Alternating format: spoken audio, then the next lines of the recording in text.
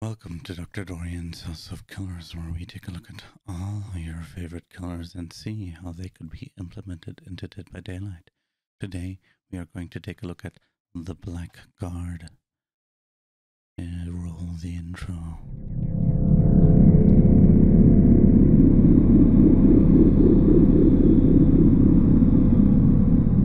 The Blackguard, in case you are unfamiliar with it, is a fallen, something opposite of a paladin. A fallen paladin, you could say, out of Dungeons and Dragons.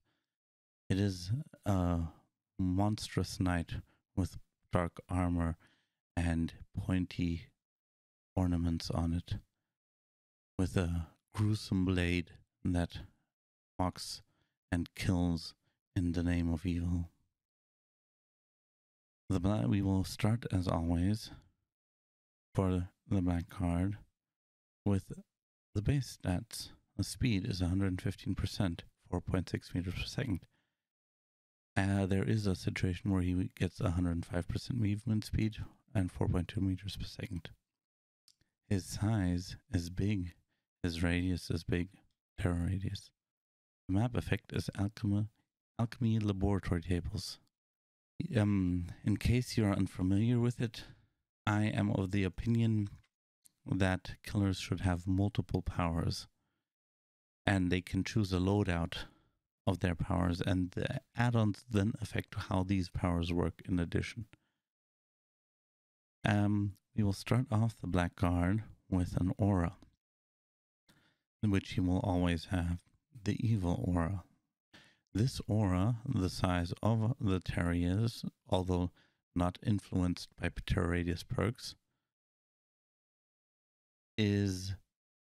induces a higher chance of skill checks being activated, and may also be increased or decreased, possibly, for whatever reason, by add-ons. Now, the first power, Smite the Good. After a long lunge would normally be reached, the Blackguard can empower the lunge, making it go further and instantly down a survivor.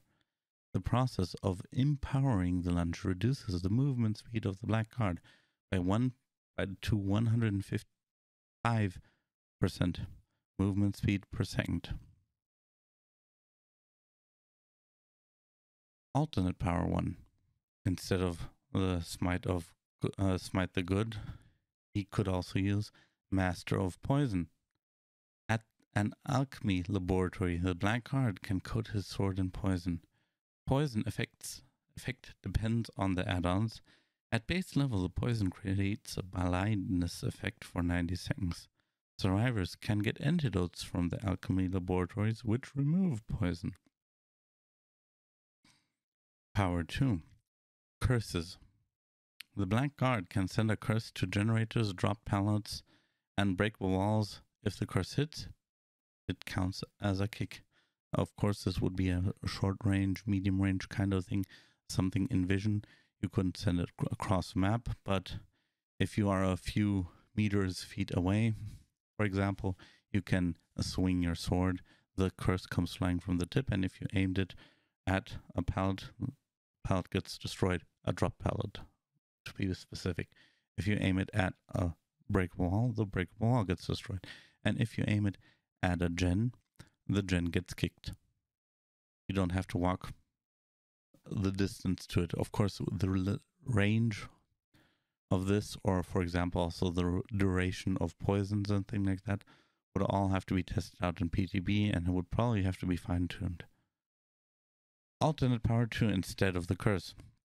A fiendish companion. The Blackguard can summon a familiar, for example, a raven, a rat, a mouse, depending upon what kind of animals run across the map on the map you're on. The fiendish companion is identical from the looks of it to any other animal on that map. When on the map, the Blackguard can channel into the familiar. Channeling into the familiar lets the Blackguard look through the eyes of the familiar, control the familiar, let him run around wherever he wants to put him. While channeled into the familiar has a terror radius the same as the Blackguard. Survivors can destroy a familiar when it's not being controlled by the Blackguard, and after 30 seconds, the Blackguard can summon a new familiar. Destroying a familiar gives the Blackguard a notification in addition to that. Blackguard can also summon this familiar to his current location, so he doesn't have to take control of the familiar and run him across the map. He can summon him to his current location, even if there is one on the map already. But that then doesn't give him an additional familiar, it's just the familiar runs over automatically. Perks. Evil Graveyard Hex. It's not a hex totem, that's just the name of the perk. The area around every totem, no matter if it's a dull or a hex totem, becomes tainted by an evil graveyard, making hands rise up from the ground when a survivor walks over this area. The hands slow down the survivor while on the graveyard area and for up to 2 seconds after leaving. Cleansing a totem does not remove the graveyard from the game. The graveyard is there to stay, as well as the effects from the graveyard. The graveyard has a radius around the totem of 2, 4, or 8 meters, making it a total diameter of 4, 8, or 16 meters. Next perk, Dark Sacrifice. While not in chase, the killer can activate Dark Sacrifice by pressing the activation button. Doing so consumes a dull or hex totem, first the dulls, then the hex totems, and instantly darkens the map by a significant amount, giving the killer night vision gives the killer night vision for up to 10, 20, or 30 seconds. If no more totems are left, he cannot activate this perk anymore. Hex. Dark Altar. Every totem, dull, and hex becomes a place of prayer for the killers.